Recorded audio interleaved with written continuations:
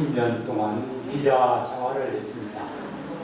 평화신문을 혹시 즐겨보신 분들은 한 5년 전까지는 제 이름이 내주에 나와 있는 기사를 많이 보셨을 것입니다. 평화신문에서 일선 취재 기자를 하고 취재부장을 하고 편집위원을 하고 편집국장을 하고 또 편집위원을 하고 그리고 정년퇴직을 했습니다.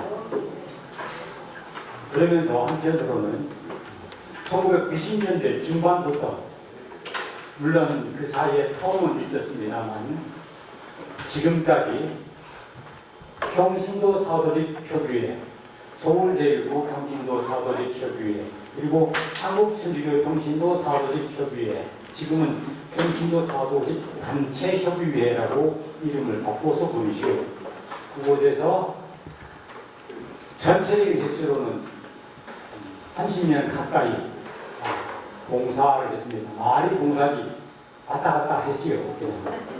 그러고 살았습니다. 작년 3월쯤, 지난해 3월쯤 코로나가 풀리기 전에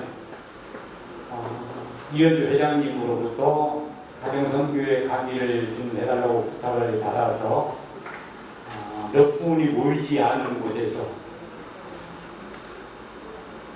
우리는 하느님의 작품입니다 라는 에베소서 말씀을 주제로 여러분들과 많은 분들은 아마 이 화면으로 만나서 대화를 나눈 적이 있습니다. 그리고 이번에 다시 또 회장님께서 특별히 강의를 좀 부탁하셨는데 사실은 제가 지난주에 제주도에 좀 다녀왔어요. 제가 이렇게 건강해 보이지요, 대단히. 근데 사실은 그렇게 건강하지가 않습니다. 그래서 몸도 마음도 좀 병들고 그래서 휴식을 겸해서 친구가 하고 있는 제주도의 한 시설에 잠시 다녀왔습니다. 그 친구는 이제 저희 과거 얘기가 자꾸 나오게 되는데 오늘 주제가 관계 속 그리스도인의 삶입니다. 저는 어떤 관계 속에서 그리스도인으로서 삶을 살아왔는지를 여러분에게 다는 아니지만 이실 짓고 하면서 우리가 어떻게 하면 그리스도의 삶을 관계 속에서 더 잘 살 수 있을까 한번 생각해보는 시간을 가졌으면 합니다. 예, 제주도 얘기를 잠시 더 마무리를 하고 계속 진행하도록 하겠습니다. 그 제주도에서 저를 부른 친구는 사실은 같이 본 횟수로만 따지면 실시간으로만 본다면 보름 될까요? 네, 보름 정도밖에 되지 않아요. 같이 한 횟수로만 따지면. 그런데 거의 40년이 다 되어간 지금까지 계속해서 직접적으로 간접적으로 저를 보면 꼭 제주도에 와 그렇게 얘기를 했습니다. 그분이 어떤 분인가 하면 사실은 저는 이렇게 기자 생활하기 전에 좀 큰 뜻을 품었어요. 교회에서 큰 뜻을 품었다 그러면 뭘 이해할까요? 예, 성인이 되고 싶다. 저는 사대가 되고 싶었습니다. 그래서 고등학교를 다니면서 수도원에 가서 살았어요.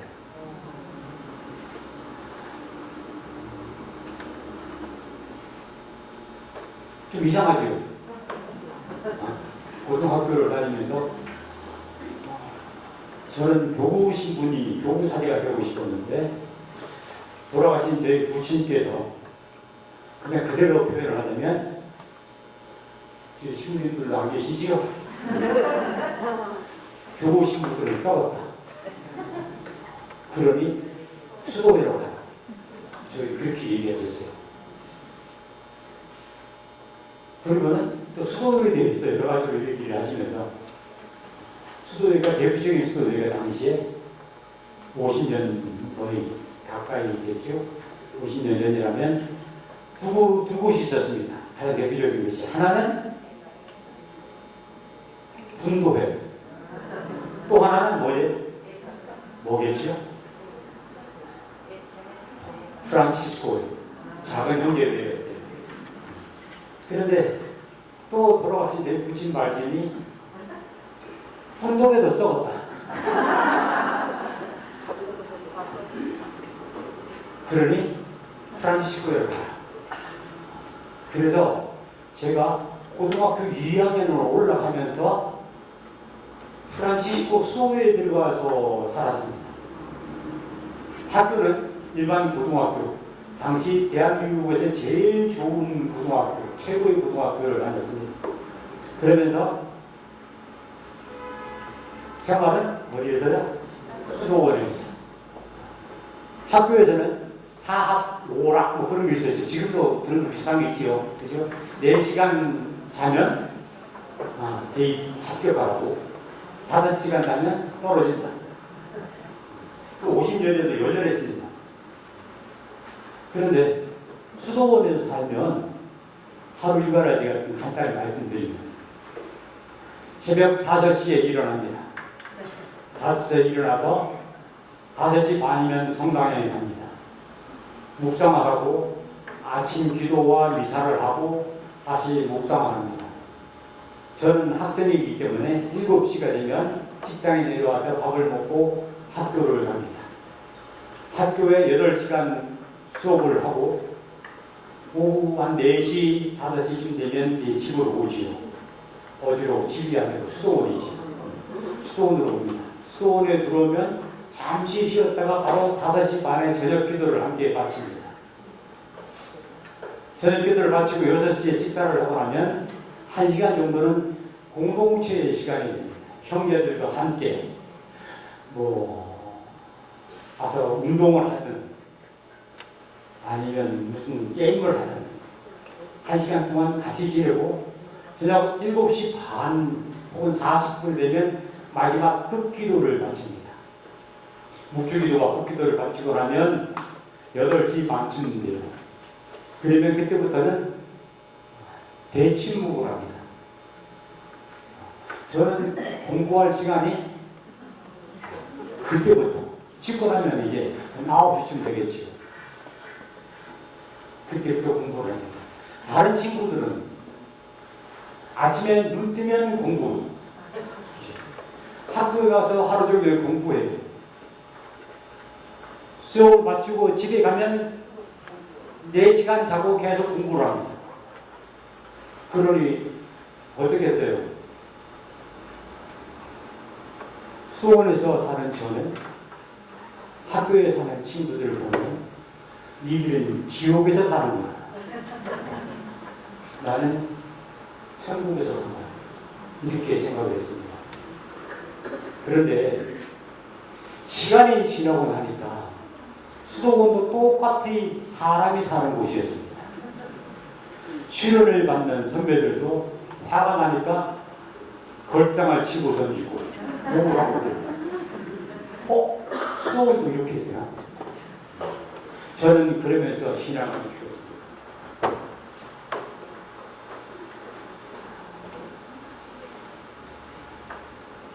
여기서 여러분들에게 한 가지를 좀 물어보겠습니다.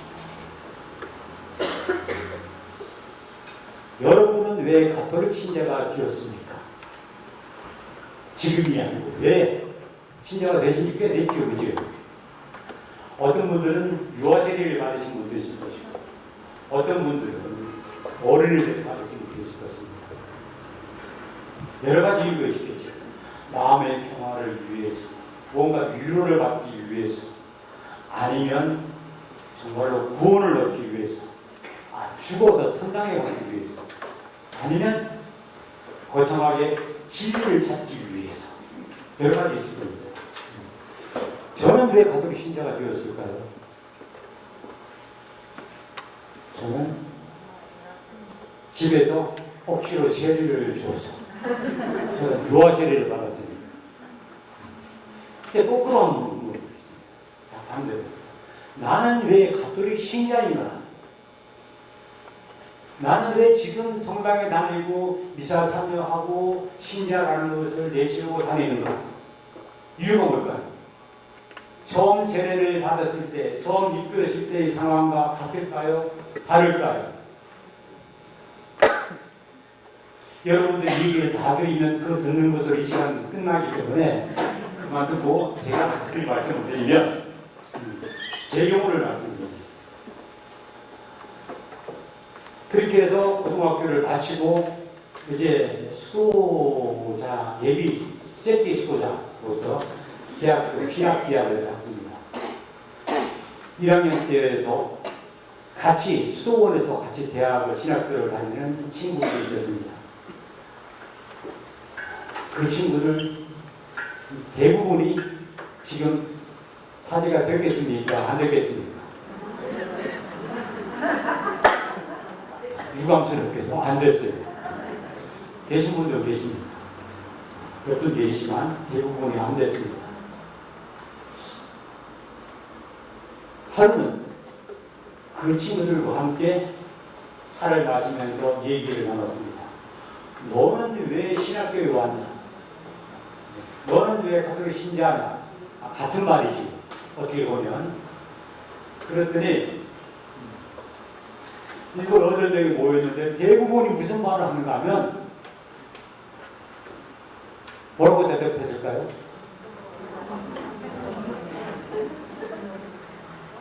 가장 잘 알아맞추신 분에게 사실은 제가 책을 한번 드리겠습니다. 이 책은 김대건 신부님이 발자취를 쫓아서 제가 발로 쓴 책입니다.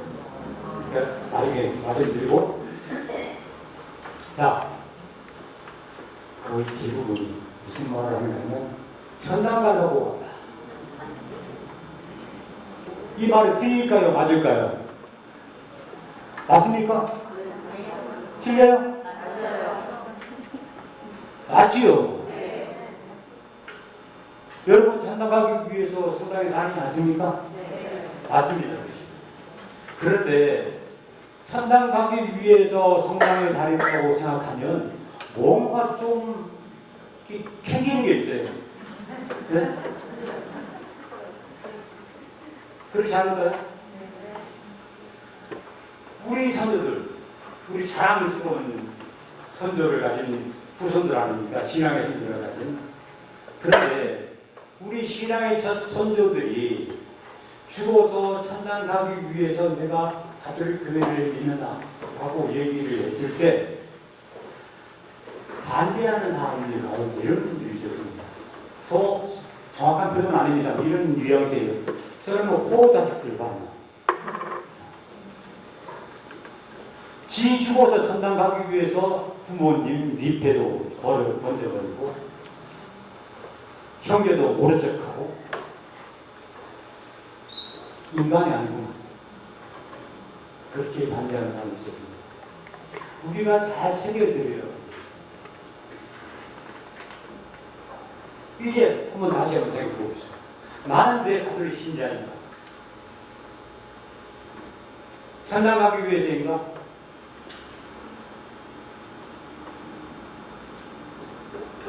제가 그때 그 친구들에게 화를 내면서 제가 한 말이 있었어요. 근데 제가 한 말이 저는 지금도 틀리지 않았다고 얘기를 생각합니다. 뭔가 하면 나는 천당 가기 위해서 신학교가 아니다. 내가 하느님을 믿는 것은 하느님이 내 존재의 발판이기 때문에, 내 존재의 근본이기 때문에, 하느님이 없으면, 하느님이 아니면 내가 살아가야 될 실존의 근거 자체가 없어진다. 그래서 나는 하느님을 믿고 신부가 되려고. 이 말에 여러분 동의하십니까? 네.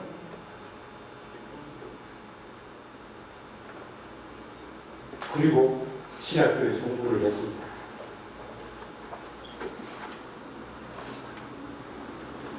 (2학년이) 되고 3학년이 되고 군대 갔다 오고 제가 수련도 받았어요. 그 사람에 공부를 하면서 조금 더 신학을 깊이 공부하면서 한 가지 문제가 생겼습니다. 신학을 공부하고 하면 할수록 더 신학에 대한 깊이가 있어야 되는데 자꾸만 부정적인 생각이 드는 거예요. 이거 이상한. 기존에 내가 알던, 믿었던, 생각했던 하느님만이 깡통이 무너져 내리는 것 같은 느낌이 받았어요.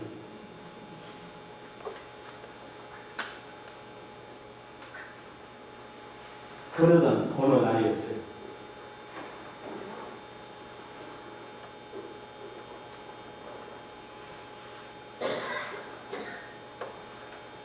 신학교에 미국에서 저명한 교수 신부님이 오셨습니다.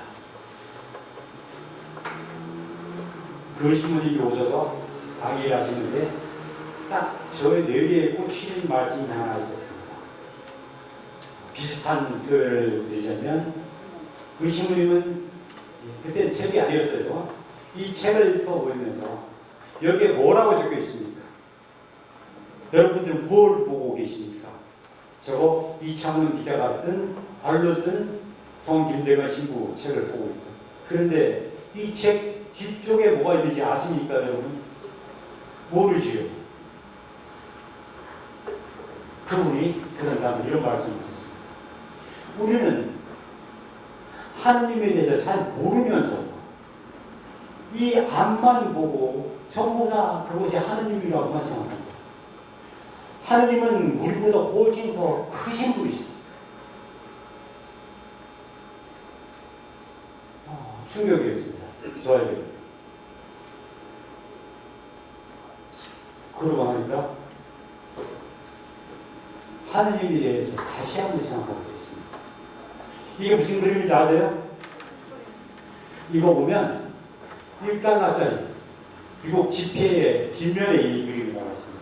이거 보면 이게 눈도 있고 그런데 하느님이에요. 전지전능하신 하느님, 모든 것을 꿰뚫어 보시는 하느님을 표상합니다. 미국 문화에는 이렇게 종이에 지폐에도 그리스도교 문화가 함께 되어 있습니다. 하느님은 크신데 생각해보니까 요건 뭡니까? 교회지요. 제가 이 교회 욕하려고 한 게 아니고 교회 그림 하나 넣었습니다. 지난주 제주도에 가서 지금 제주 중앙성당의 모습입니다. 교회가 하느님을 더 작게 만들구나 하는 생각을 했습니다. 그런 갈등이 깊어지고 저의 성소에 대한 고민도 커지고 결국 저는 불쌍하게도 4학년을 졸업하면서 수도원을 나왔죠. 그리고 결혼했습니다. 그리고 덧붙이자면 다시 공부를 했습니다. 무슨 공부? 신학 공부. 이번에는 왜?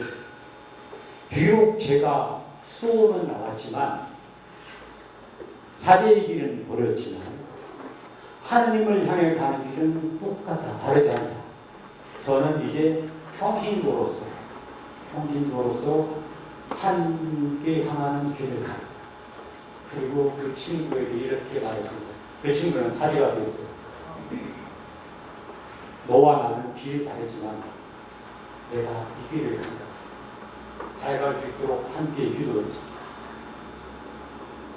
지금도 그 친구 신부님은 저를 보면 그렇게 얘기를 합니다. 사실은 이현주 회장님께서 월요일인가 저에게 강의를 부탁했을 때 좀 출근했습니다. 하고 싶지 않았던 생각이 드는데 갑자기 무슨 생각이 들었냐면 불러주시면 가야 됩니다.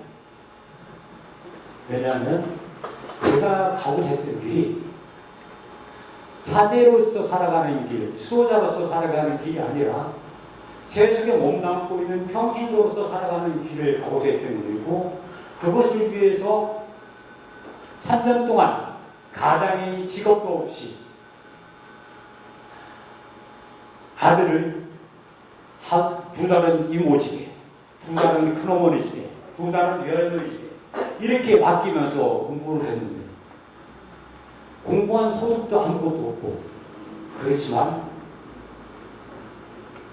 평신도로서 하나님 앞에서 살아갈 수 있는 그 길을 가려는 그 마음, 그리고 그것 통해서 비록 학위는 없지만 공부를 해서 이런 것들은 제 가슴에 남아있고 제 삶 속에 반영이 되어 있다. 그것을 함께 나눠야 된다. 이것이 저에게 주신 소명이구나. 그래서 제가 기꺼이 하겠습니다. 라고 이현주 회장님이 말씀에 응답했습니다. 어쨌든 우리는 크신 하느님을 더 작게 만들고 있는 것 같다. 그래서 나왔어요. 그리고는 나는 하느님을 믿지만 교회 없이도, 교회라는 제도가 없이도, 교회 법이 없어도 나는 잘 살 수 있다 라고 생각을 했습니다. 잘 살았겠습니까?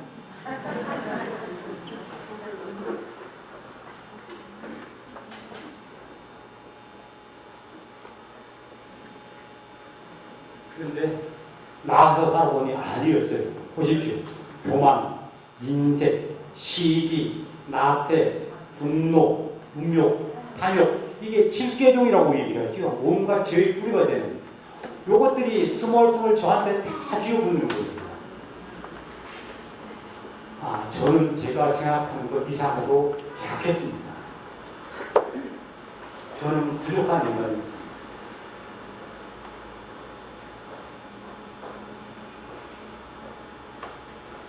그래서 다시 생각해 보겠습니다. 교회, 제도와 교회의 제도와 법은 나를 위해 어떻게? 나를 보호하기 위해서, 내가 하느님의 자녀로서 제대로 살아갈 수 있도록 지켜주기 위해서, 우리가 천당 가는 길이라면 천당 가는 길을 안전하게 갈 수 있도록 하기 위해서, 우리 사명의 복음을 선포하는 것이 아니라 복음을 제대로 잘 선포할 수 있도록 도와주기 위해서 있는 것이다. 비록 그 교회에 몸담고 있는 사람들 가운데는 많은 죄인들이 있지. 그래서 교회는 또한 죄인들이 모입니다. 그렇지만 그 교회 안에는 뭐가 있습니까? 하나님이 여기 살고 있습니다. 그리스도께서 세우신 교회. 그래서 교회는 거룩한 교회.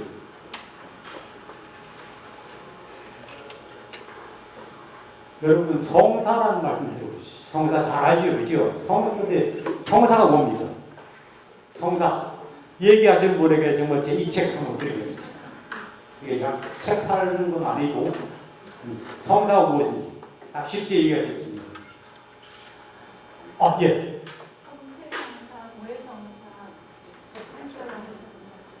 예. 그거는 성사의 종류. 이거예요. 용기가 대단하십니다. 그래서 그 용기에 대해서, 왜냐하면 우리가 필요할 때는 부족하더라도 담대하게 말하는 게 필요합니다. 감사드리면서 제가 책을 드리겠습니다. 끝나고 오십시오. 예. 성사를 간단히 말씀드리면, 우리 성사를 얘기하지만 그게 뭔지 잘 모를 수 있는 거예요. 쉽게 말하면 은총은 알죠. 은총, 하나님의 은총. 보이지 않는 하느님의 은총을 볼 수 있도록 해주는 것이 바로 성사입니다. 우리가 하느님을 볼 수 있습니까? 없습니까? 네? 볼 수 없지요. 그런데 누가 하느님을 보여주셨습니까? 바로 예수님이시요. 사람이 되신 하느님의 아들 예수님이 하느님을 보여주셨습니다.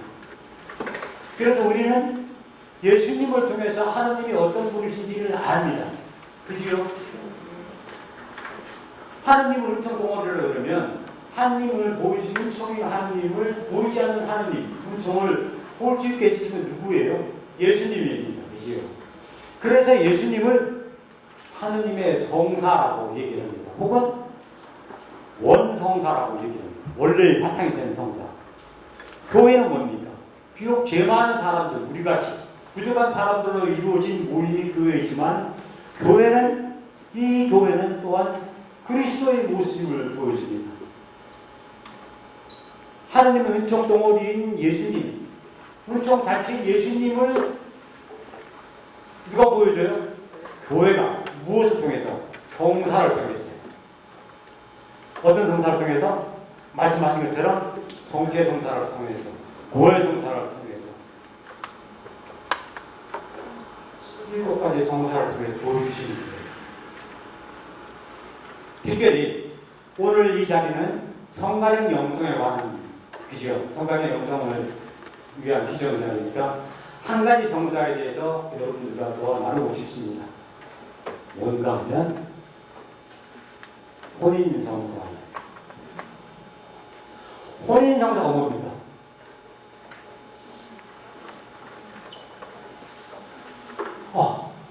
두 남녀가 함께 짝을 이루어서 하느님께서 부부를 엮어주시는 그 성사, 그것이 혼인성사다. 맞지요? 그런데 그냥 그 혼인이죠, 혼인. 왜 그걸 성사라고 얘기를 합니까?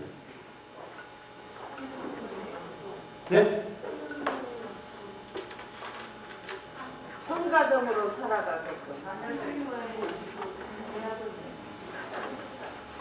맞는 것 같기도 하고, 아닌 것 같기도 하고, 좀 그렇습니다. 제가 이 아닌 것 같은 이유는 제가 귀가 좀 먹어서 잘 못 들어서 그렇다고 이해를 해주시고, 맞는 부분이 더 많은 것 같은데, 그건 제가 아무튼 제가 좀 귀가 좀 먹었어요.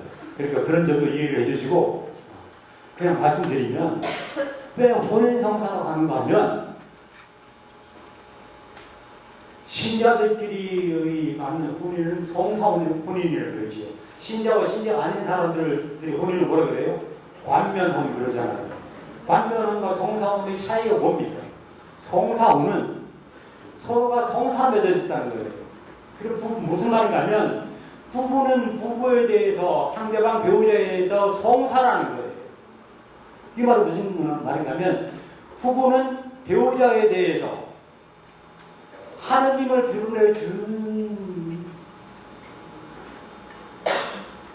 은총 덩어리. 그냥 저 화상과 할접시 하느님과 약속하신 살아있는 그게 아닙니다. 바뀌어요. 내가 부족하지만, 내 남편이 부족하지만, 내 아내가 부족하지만 그 아내에서 특별히 우리 혼인을 성사로 엮어주셨으니까, 들어오면 빼주셨으니까 그 안에서 뭘 볼 수 있어야 돼? 하느님을 볼 수 있어요. 하느님의 은총을 볼 수 있어요. 그러면 남편에 대해서, 아내에 대해서 조금 미워했던 것이 조금 줄어들 거예요. 오늘부터 등경 시행해 보십시오. 집에 가시면 저 화상이 성사구나.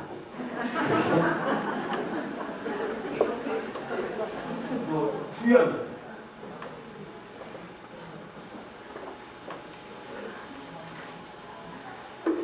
네. 그래서 우리는 교회를 통해서 은총과 성사를, 그것이 내가 하나님 앞에서 어떻게 얼마나 살아가니까 그게 힘이 되는 것이죠. 그래서 교회가 법과 제도를 씁니다. 여러분 혹시 주변에 저 사람은 법 없이 더 살아가는 사람이야, 그런 말 그렇게 보이는 사람이 있지요. 정말로 그분이 자기 힘으로 그렇게 살아간다고 보십니까? 저는 그렇지 않다고 봅니다. 제가 만나는 사람들, 법 없이도 살아갈 수 있다고 생각하는 사람들은 거의 대부분이 대단히 겸손하시고 열심하시고 신앙에 기쁘신 분들이에요. 그리고 스스로는 부족하다고 생각하시면서 하느님의 도움을 청하시는 분들입니다. 그런 분들이 법 없이 살아가는 분들. 교회가 해주는 역할, 은총과 성사를 이루는 역할이 바로 거기에 있습니다. 그래서 저는 다시 몇 달간의 방황 생활을 끝내고 교회로 돌아왔습니다.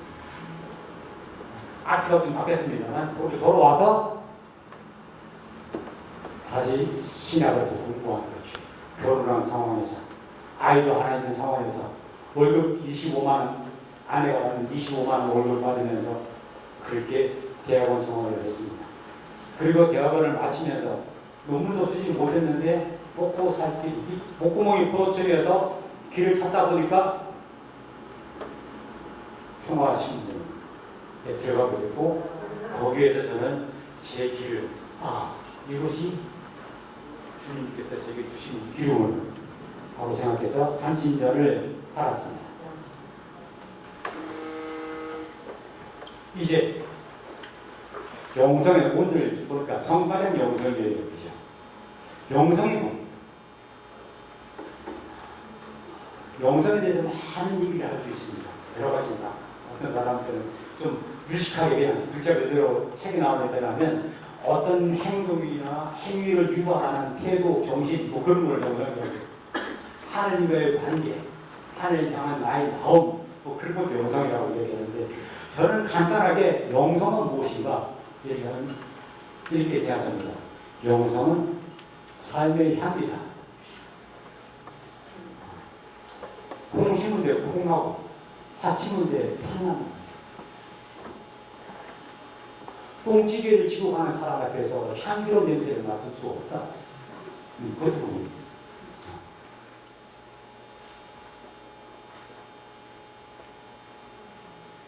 그리스도인이라면 삶의 향기에서 그리스도의 향기를 품어야 됩니다.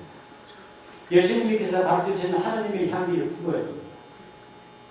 이 삶의 향기는 크게 전 시간에 우리 이현주 회장님께서도 여러 가지 관계에 대한 얘기를 많이 하셨는데, 서로 똑같이 관계에 대한 얘기를 좀 해야 될 것 같네요. 크게 세 가지 관점에서, 관계에서 우리는 삶의 향기를 풍겨야 됩니다. 첫 번째는 하느님, 두 번째는 사람과의 관계에서, 그리고 세 번째는 일터 혹은 나의 삶의 자리에 대해서, 내가 살아가는 환경과의 관계에 대해서, 이 세 가지 차원에서 우리는 향기를, 그리스도인이랑 삶의 향기를 풍겨야 됩니다. 그렇게 하려면 어떻게 해야 돼요?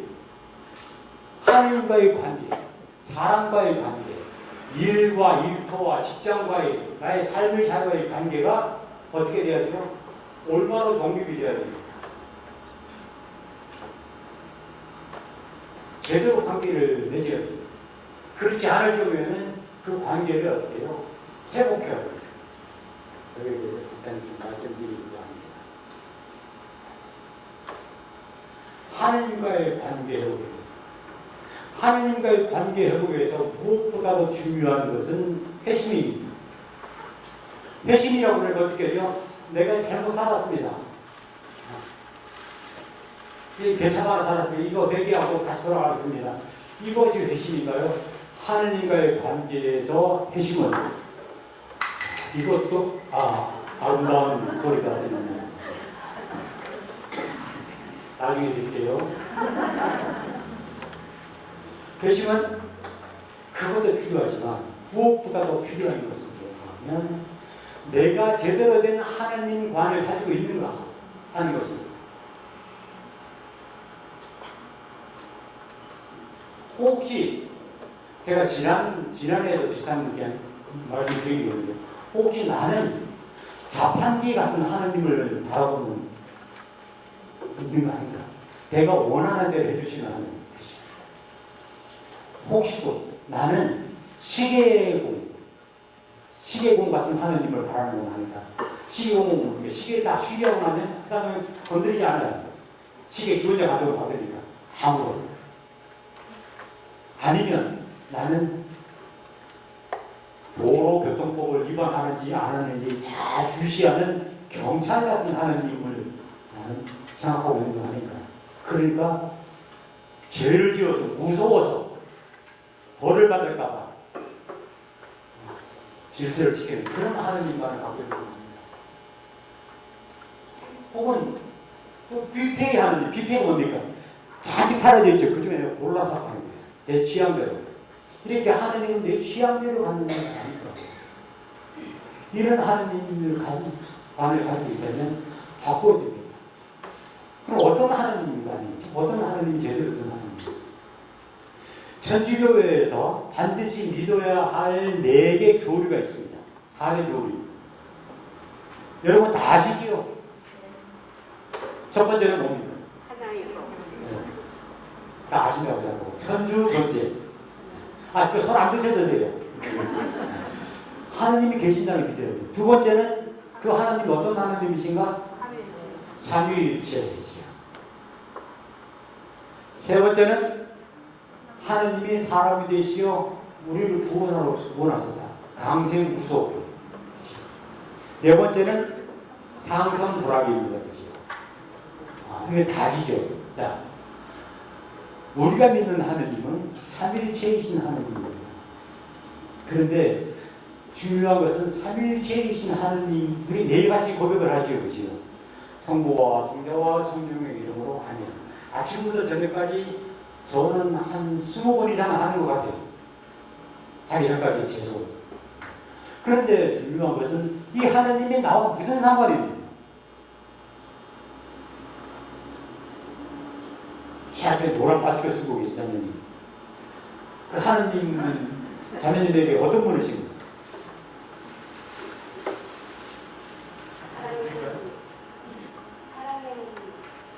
사랑해 주십니다. 좋습니다.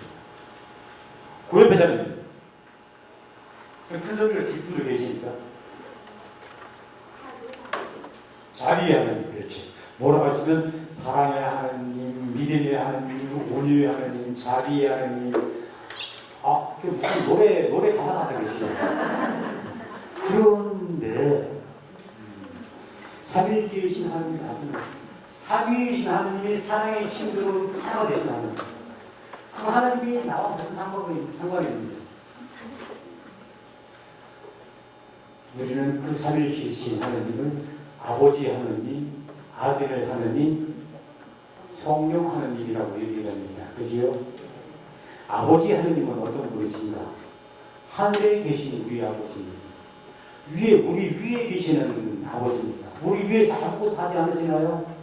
늘 우리를 크고 살펴보시는 하나님입니다. 때로는 구약 성경에 나오듯이 우리 앞에서 우리를 인도해 주십니다. 때로는 우리 뒤에서 우리 든든한 방패막이가 되어주시는 하나님입니다. 이런 분이 바로 아버지이신 하나님입니다. 아들 하나님은 어떤 분이십니까? 임마누엘, 사람이 되시어 우리와 함께 계신 하나님, 나와 함께 계신 하나님. 내가 힘들 때, 괴로울 때, 기쁠 때나 언제나 내 곁에서 나의 동반자가 되어주시는 하나님. 1994년인지 3년인지 5년인지 6년인지 모르겠는데 대구에서 지하철 화재에 참석한 적이 있었습니다. 수많은 사람들이 죽었고 그 부모들이 자식의 아픔을 가지고 절규하고 있었을 때 김수환 주기원님께서 대구 현장에 내려가셔서 하셨습니다. 그리고 이렇게 말씀을 하셨어요. 그 많은 사람들이 죽었고 도대체 하나님은 어디에 계십니까? 사람들이 그렇게 물었을 때 주기원이 뭐라고 대답했습니까? 하나님은 그 사람들이 죽어갈 때 그들과 함께 죽어가고 계십니다. 그들과 함께 하자. 지금이 성삼일 마지막, 성경 마지막입니다. 내일부터 성삼일 얘기를 시작합니다.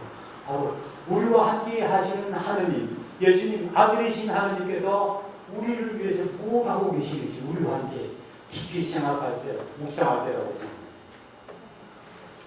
세 번째, 성령이신 하느님이에요. 성령이신 하느님 어떤 하느님입니까?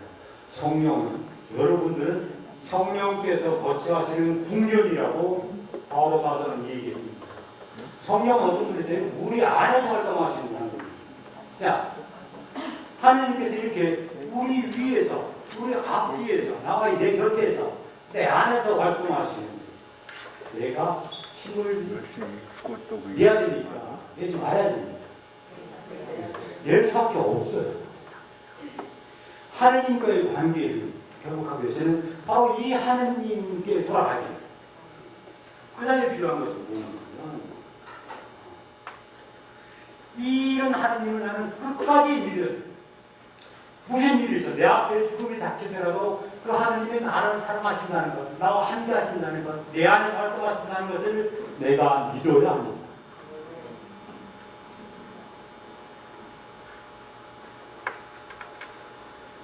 마지막으로 하느님과 관계관계에 있어서는 하느님의 뜻을 얼마나 추구할 수 있어야 됩니다.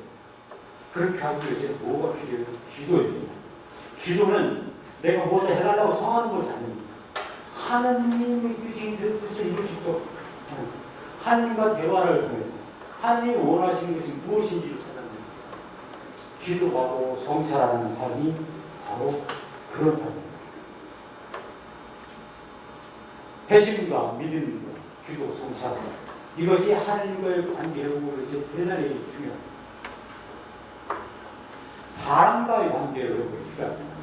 사람과 먼저 여기에 대해서는 지난 시간에 보니까 이현주 회장님께서 여러 가지 많이 얘기하셨어요. 그죠?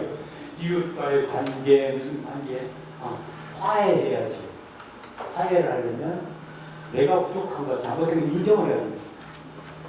그 다음에 관계를 회복하려면 상대방의 말을 잘 들을 수 있어야 됩니다. 들으려면 어떻게 해야 돼요? 내가 마음을 닫고서는 절대 상대방의 마음을 상대방을 들을 수 없습니다. 죽어도 화해가 안 돼. 화해가 안 돼. 그럴 때 어떻게 해요? 기도하십시오. 맡겨주십시오. 아이고 하느님, 내가 아무리 저 화상을 용서하려고 해도 도대체 내가 알면서 안 되네. 이성적으로 되는데 분노가 겹쳐서 안 됩니다. 이거 당신이 어떻게 해결해 주십시오. 맡기십시오. 마지막으로 사람들과 관계 한 번 맺은 인연은 정말 소중하게 여겨라. 그렇게 말씀드리고 있습니다. 삶의 자리에서 관계 회복해야 됩니다. 뭐가 필요하냐면 내가 하는 일을 천직으로 하나님께 주신 일을 여기는 필요합니다. 이렇게 재미가 없는 일인데 어떻게 하나님께서 받아줄 수 있는 거예요? 설거지 다 하시잖아요. 설거지 재미없지요. 그런데 저는 이렇게 부탁드리고 싶어요. 재미있게 해요. 설거지 하는 거 뭐가 재미있게 합니다. 어떤 사람이 어떤 목장 양을 키우는 목장이 있어요. 외국에서 매일같이 양 100마리를 바깥 내놨다 들어갔다 그거만 하고 있으면 심심해 죽겠어요. 어떻게 했냐? 양 100마리 이름을 하나 다 지었습니다. 그래서 양 이름을 지어서 시작할 때마다 하나씩 부르니까 그 재미가 있는 거예요. 여러분들 설거지가 재미가 없으면 설거지 할 때마다 이름을 붙이죠. 그것도 하나에 요거는 이웃 놈이 쓰고 재미있게 하십시오. 그게 대단히 중요해요. 재미. 그렇게 어떻게 하는 게 더 재미있을지 그건 여러분들이 창의력에 맡기겠습니다. 그 다음에 탁월함의 가치를 수고하면 내가 어떤 일을 하느냐가 중요한 것이 아니라 내가 하는 일을 어떻게 하는가가 더 중요합니다. 여러분에게 꼭 한마디를 말씀드리고 싶은 게 있습니다. 예, 꼭 이 얘기를 제가 여러분들 읽어드리고 가야 될 것 같아서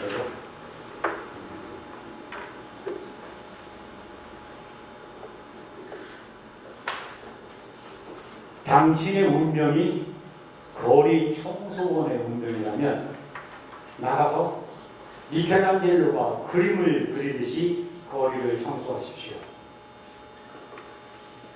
핸델과 베토벤이 음악을 작곡하듯이 거리를 청소하십시오. 셰익스피어가 시를 쓰듯이 그렇게 거리를 청소하십시오. 하늘과 땅의 무수한 사람들이 멈추어서서 여기에 자기 일을 잘 해낸 위대한 청소부가 살았다 라고 얘기할 정도로 거리를 청소하십시오. 거리만이 아닙니다. 여러분들이 지금 하고 있는 일, 그 자리는 꽃자리가 될 수 있습니다. 이렇게 관계를 회복하는 것입니다. 제가 하느님과의 관계, 사람과의 관계, 일과의 관계. 그죠? 이게 나머지를 다 주실까 모르겠는데 결론을 내시다. 첫 번째는 우리는 예수님 안에서 살아가는 사람들. 예수님 안에서 살아가는 사람들은 어떻게 할까? 예수님이라면 어떻게 했을까 생각하고 살아가십시오. 예수님 안에서 살아가는 우리에게, 여러분에게 바라시는 하나님의 뜻은 무엇일까요? 성경 말씀이 있습니다. 집에 가서 꼭 찾아보십시오. 다시 한번 외우십시오. 세 가지입니다. 언제나 기뻐하십시오. 끊임없이 기도하십시오. 모든 일에 감사하십시오. 첫 번째, 예수님 안에서 살아가는 사람, 하느님의 뜻을 찾기 위해서 오시기 위해서는 이렇게 살아가십시오. 기뻐하고 기도하고 감사하는 사람. 아멘. 두 번째, 우리는 성령의 불을 끄지 않고 살아갑시다.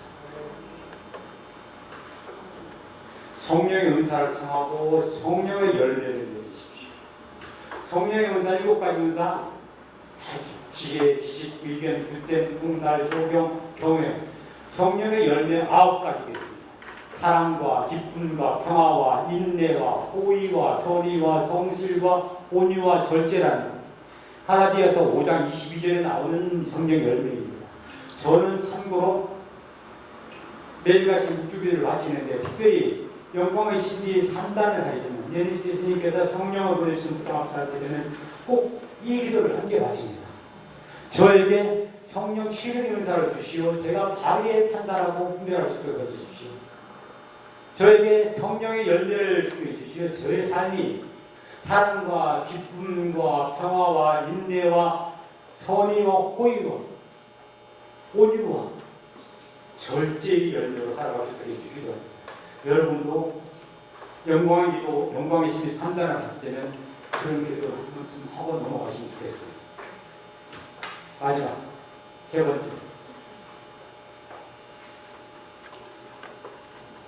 우리 그리스도인들은 성령의 지도를 따라가는 사람들입니다. 어떻게? 자신과 남을 올바로 인도하려고 하지 말고 자신도 올바로 인도하려고 합니다. 그러려면 남을 제대로 인도하려면 온유한 마음이 필요합니다. 자신을 제대로 인도하려면 내가 유혹에 빠지지 않도록 노력하는 게 필요합니다. 서로 남의 짐을 져주십시오. 남의 짐을 빼서 내가 지는 것이 아니고 서로 배려해야 합니다. 배려. 그 사람의 처지를 존중하고 이해하고 동정하고 함께 해줘야 합니다. 이 얘기입니다. 그 다음에 꾸준히 좋은 일, 선한 일을 낙심하지 마십시오. 갚아주실 것입니다. 그리고 마지막으로 그리스도의 법, 바로 사랑의 법을 실천하는 일입니다. 시간이 좀 촉박해서 마지막에 급하게 넘어가게 됐습니다만 이 강의가 여러분들께 나눈 시간이 여러분들의 신앙생활에 우리가 하나님을 향하고 이웃을 향하는 이 삶에 조금이라도 보탬이 되었으면 좋겠습니다.